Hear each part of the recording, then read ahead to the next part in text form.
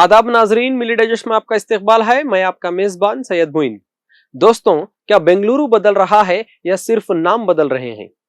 BBMP खत्म और अब आ गया है जीबीए यानी ग्रेटर बेंगलुरु अथॉरिटी। लेकिन क्या सिर्फ ग्रेटर लिख देने से हमारे मसले हल हो जाएंगे? आज बात होगी 2025 के उन इलेक्शंस की जो शायद इस शहर की किस्मत बदल दें, और देखेंगे कि कैसे एसडीपीआई इस बार एक मजबूत ताकत बनकर उभर रही है। पिछले कई सालों से हमने सिर्फ वादे सुने हैं। बीजेपी के दौर में हमने करप्शन और 40% कमीशन के इल्जामात देखे। सड़कें बनी नहीं कि टूट गईं, और अब कांग्रेस की बारी है।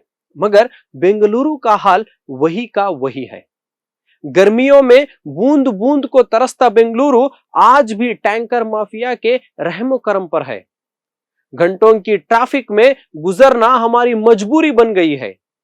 दोनों बड़ी पार्टियों ने सिर्फ वोट लिए, मगर बेंगलुरु को एक वर्ल्ड क्लास सिटी बनाने में नाकाम रहे। अब बात करते हैं जीबीए इलेक्शंस की। इस बार मुकाबला सख्त है, क्योंकि एसडीपीआई यानी social democratic party of India मैदान में पूरी तैयारी के साथ है। एसडीपीआई का रोल इस बार सिर्फ वोटर का नहीं बल्कि गेम चेंजर का होगा।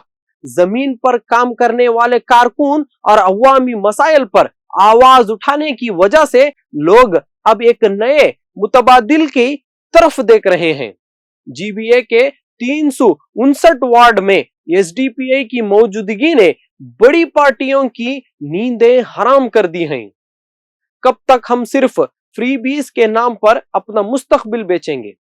हमारे बच्चों को साफ पानी चाहिए, बेहतर स्कूल चाहिए और वो सड़कें चाहिए जहां चलते हुए डर ना लगे।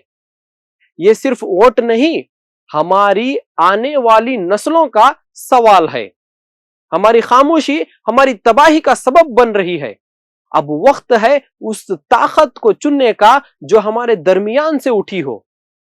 जीबीए इलेक्शंस 2026 बेंगलुरु के लिए एक इम्तिहान है। क्या आप वही पुराने वादों पर यकीन करेंगे या बदलाव का हिस्सा बनेंगे? अपनी राय कमेंट बॉक्स में जरूर दें और इस वीडियो को हर उस बेंगलुरु वासी तक पहुंचाएं जो बदलाव चाहता है। वीडियो को लाइक करें और चैनल को सब्सक्राइब करना ना भूलें। जुड़े रहिए मिली डाइजेस्ट के साथ। बोल हमारे, आवाज आपकी।